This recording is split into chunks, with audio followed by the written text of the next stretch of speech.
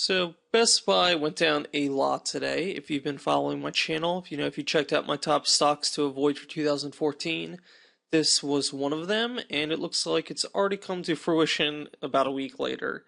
And basically, as you can see from the headlines on the right here, it looks just like that they announced that they had weak holiday results and the stock tanked a lot as a result. And the reason I wanted to put this video together was not to gloat about a good call because I still think Best Buy is overpriced. Even after this drop, I still don't like this stock. And you can see there's already articles like this one, Best Buy sell-off looks overdone. It's not overdone. It's just, to me, this has just begun. This is a warning shot across the bow. And this is because I don't really see Best Buy's place in the world anymore. And that's no offense to, the management of Best Buy. I don't even see how they can exist in today's marketplace. What exactly does Best Buy provide? They're a retailer for electronics, and they just, with the advent of the internet and with the advent of tablets and things going digital, it's just, why would you ever go to a Best Buy anymore? It just doesn't make sense. Before, Best Buy, there was three reasons people went to Best Buy. One, they had a great music collection. And now you download songs online. You don't buy CDs anymore. CD sales are a tenth of what they used to be. And for a while, people go to Best Buy to buy DVDs. And I think that's declining too, because sites like Amazon are allowing you to purchase digital copies, and a lot of people are doing that. And less people are buying DVDs too, as rentals with Redbox have become cheap. And with on-demand and services like instant video and Netflix movies, people just aren't buying DVDs as much as they used to. And even if they do buy DVDs, to me, if I was a DVD collector, I would pre-order it on Amazon. It's cheaper, and I don't have to go to the store. So why would I ever have to step foot into a Best Buy to do so? It just doesn't make any sense. And for the older DVDs, I'd use Netflix. They have a lot of old movies. It's $8 a month. There's no reason to buy a DVD anymore. And so that's just one section. Another section is video games, where the same sort of thing is going on. Every month that passes, more people buy video games online. You can buy them through Microsoft Live Store, download the game, install it to your hard drive, and you don't need a disc to play. And it's already very popular with PC games, but it's coming to consoles, and it's becoming more and more significant driver of sales. So that's another bit of change out of Best Buy's pocket. And of people who are still buying physical discs because the gaming market is booming, they're going to GameStop, and the reason for that is GameStop has a really good used games market. So you buy your game there, you play it, and then you trade it in for credit. You can trade in 2 games and get a new one.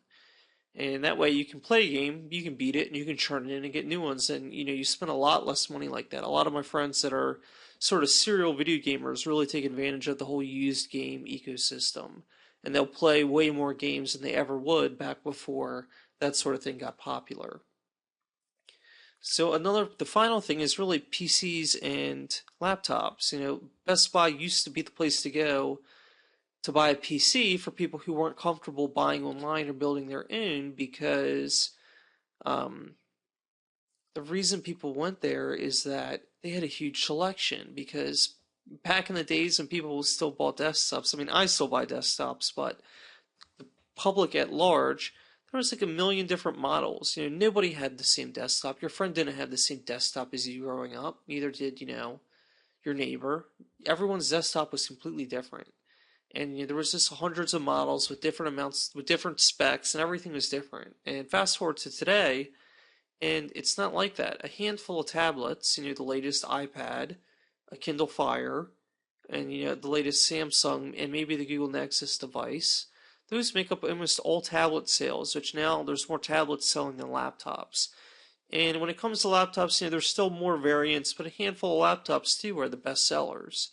So when there's this limited number of selection, Best Buy doesn't have that advantage anymore of a big selection. Instead, you can buy your tablet at Amazon, at Walmart, or Target. You can buy the same tablet that Best Buy has at one of those stores, so why go to Best Buy? Even taking it a step further, you can even buy tablets and see them and play with them at the Verizon store or at the AT&T store. You go in to get a new cell phone, you get to play with the tablets. You can check it out. You can buy it there and add it to your plan, or you can go ahead and order it online. And why would you want to buy a tablet at the store when you can conveniently order it online? You know it's in stock, it ships right to your house, you know exactly what you're getting. And that only really works because there's only one iPad Air, there's only one iPad Mini with Retina.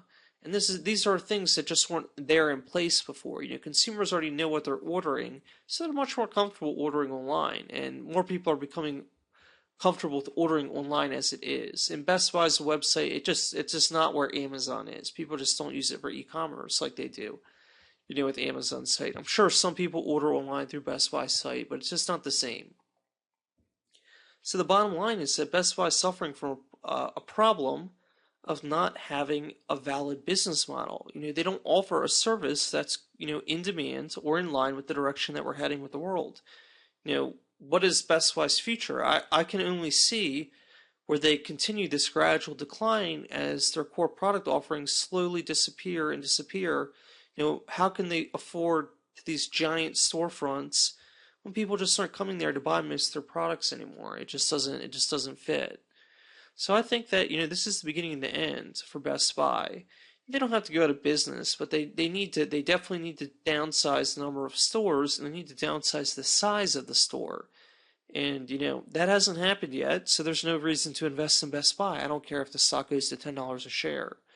And, if we're looking at Best Buy over the 5-year period, it was just getting back to where it was, in 2009, 2010. The problem is, in 2009, 2010, Best Buy was actually making sales and making profits, and they've slowly stopped, and they've still stopped. Things didn't change from 2012, when the stock was $12 or $11 a share, to here. That was the big complaint. That was my big criticism of this company. It's tripled up, or even quadrupled up from this $11 point to up to 40 some dollars, 44 at a point, for no good reason. The company did not improve then, and it's still not improved from this $11 point. So looking at a stock that's still $27, it's still way overpriced. Nothing's better about Best Buy today than it was at the end of 2012. It's still a retail stock. It's still selling electronics, which people buy online or download, or buy in the Apple Store or even Walmart or Target. Best Buy's whole niche is just crumbling from beneath it. There's just no need for this giant specialty electronics store, which really has a much worse selection than online. How could they compete with that? And it's not much better than Target or Walmart. So this is just reflected in the revenue. It's stagnant. This is the Christmas quarter from last year, so of course it's going to be a little bit higher. But annually, they haven't done anything. When I said they were making money in 2009, 2010, when the stock was up at $40, at least they were making some money. There was some net income. I can see it there. It's not there anymore. If we're looking at the quarterly data with the quarter that ended in November, what's their net income? $54 million. That's nothing for a stock worth several billion. How can they have that kind of value? At the time, they were worth even more. Like even CMG, which is an extremely fast-growing company, its market cap is not much higher than Best Buy was before this drop. They're making an income of $130 million, and they're growing fast. That's the difference. If we're looking at the annual revenue, they're a fast-growing company, and their earnings are growing along with that, and they're making, what is that, 3 or 4 times the amount of money as Best Buy, and the market cap is similar. So it's like Best Buy, I don't see how you could buy it. They've been losing money, so they don't even have a PE. It's just so overpriced. Probably the dividends propping up this stock a little bit. It's like 0.5%. But it's not really that attractive even at this level. Even if they're able to maintain this, it's just not that good. So this point of this video is Best Buy is still overpriced. Stay away from it. It's not coming back up. Things don't go backwards. If people just aren't shopping at Best Buy until some sort of massive change occurs in the entire way Best Buy does business, this company can't be invested in. It's just not worth it. So I hope you take this advice and steer clear of the stock. Subscribe to my channel, follow my blog for more updates.